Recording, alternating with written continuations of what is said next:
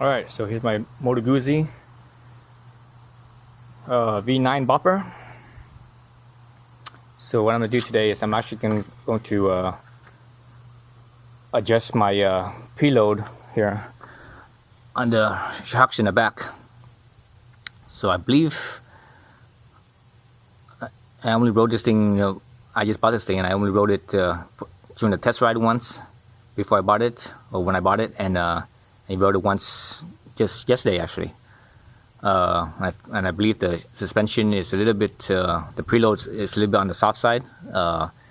Feels like I'm bottoming it out, but I'm not 100% sure. But I think I did bottom out a few times. So anyway, so I'm gonna check the preload right now. So the ground here, you should ideally level out the bike, and the ground here is actually not level. It's actually sort of a downward slope, that way. But that's all right, because this Condor bike choke stand here that I have, it actually brings up the front end about an inch. So that's all right, and I have a jack down here. I have a jack so that way I can lift up the front end, so that way it's not touching the ground. So you could basically it's just off the ground. What you want to do is you want to have the rear end fully extended out, right? So that way you can actually measure the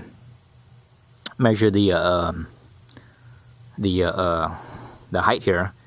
So later on when I sit on it, I can measure the height and again and see what see how much sag I have.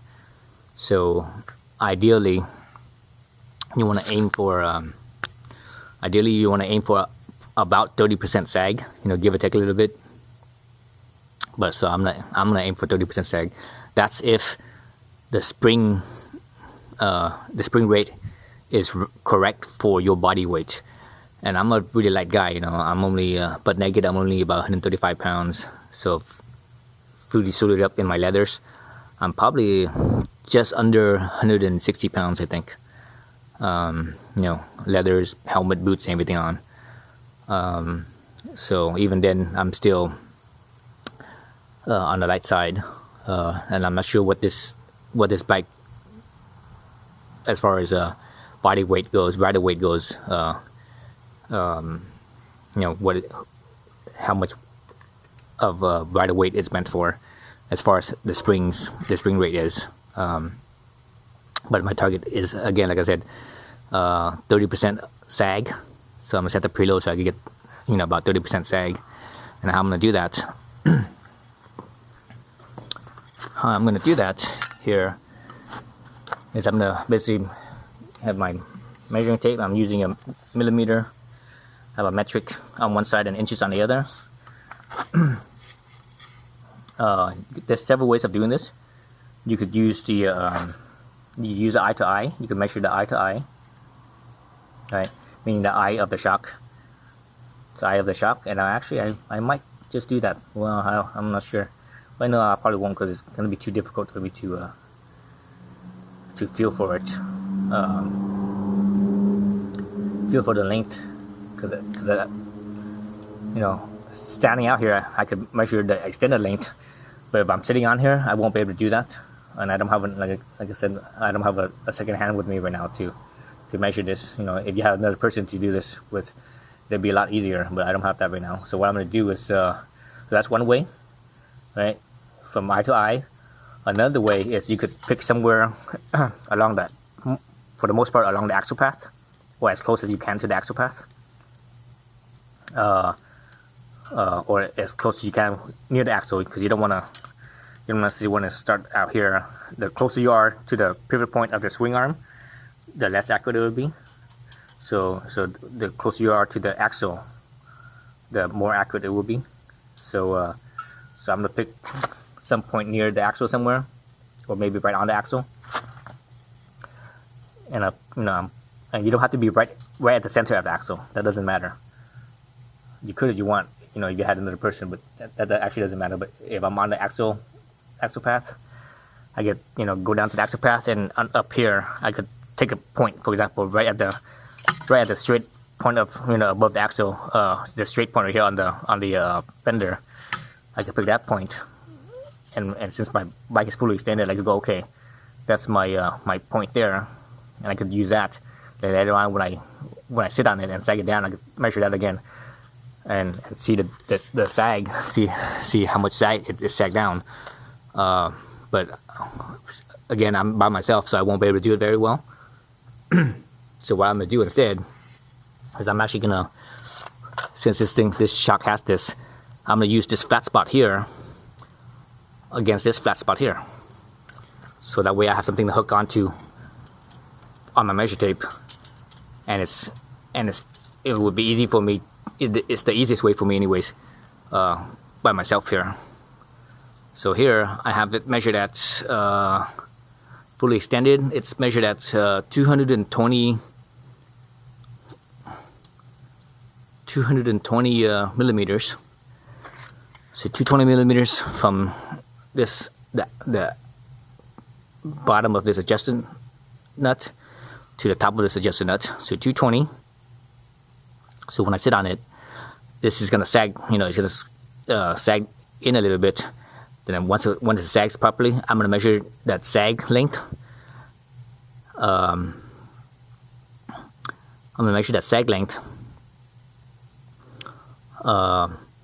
Then I subtract the extended length to the sag length.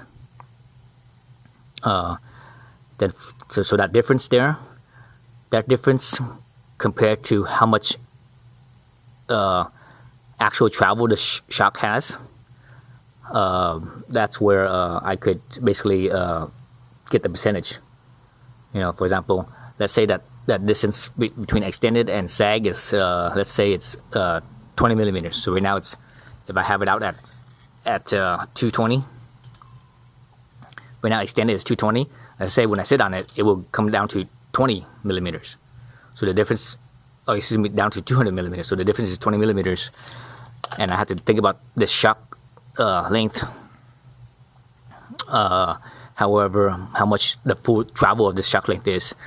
So that 20 millimeter difference over, over this full extension right here. Let's say this, if that's 20 millimeters, and let's say this full extension here is let's say this full extension here is 60 millimeters. So 20 over 60 is 1/3. So that's 1/3 sag. So that's pretty close to what I want, right? 1/3 is 33%. So I'll probably make it a little bit less than 1/3, a little bit less than 20 millimeters, for example. So I have to know what the shock length is, or the shock stroke is. So I have to look that up. I'm not sure what it is yet. I could probably measure it too. I could, you could take this down. You can measure from basically the top of the shock, and you have to move this bumper down until it reaches the top of the shock stroke there. So that's the approximate shock stroke length. So let me see if I eyeball this real fast, and it doesn't have to be exact. You could be a few millimeters off, and that's fine. So this looks like it's about 80. Let's see, 80.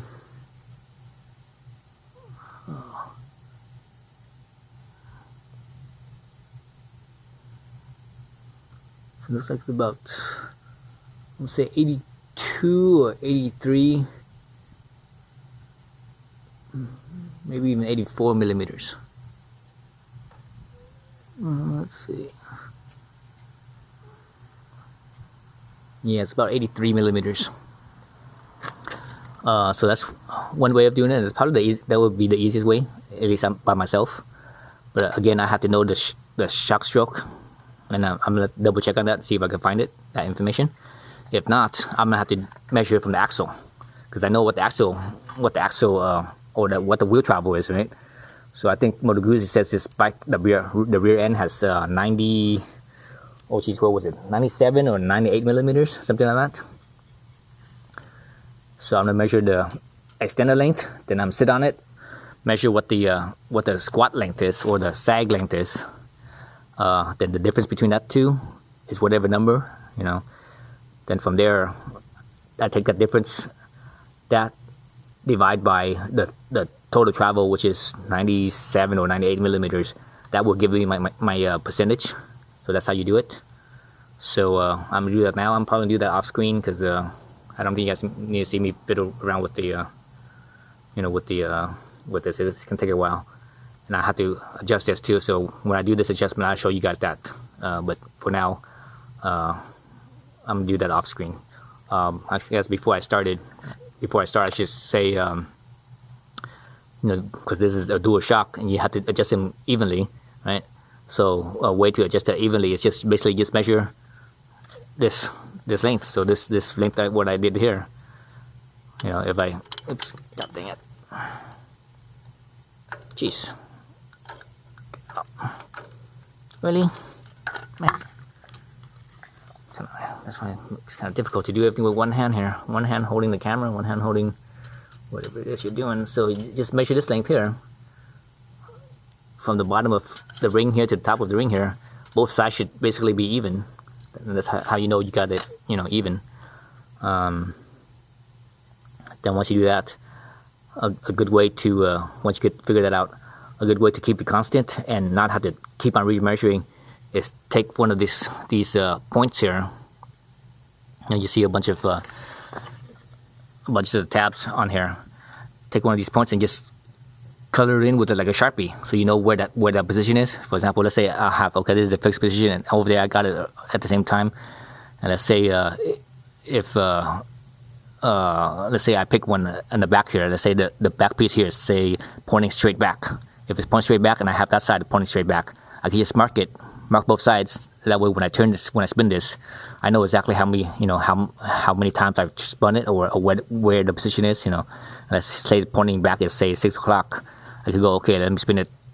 Let me compress it more, so that means it has to spin it that direction. So okay, now I'm at 3 o'clock, 12 o'clock, 9 o'clock, and so on and so forth. Keep on going around how many times. So that's how you keep track of it. That's the easiest way to keep track of it. So anyways, yeah, so I'll do all that, and I will do a second part.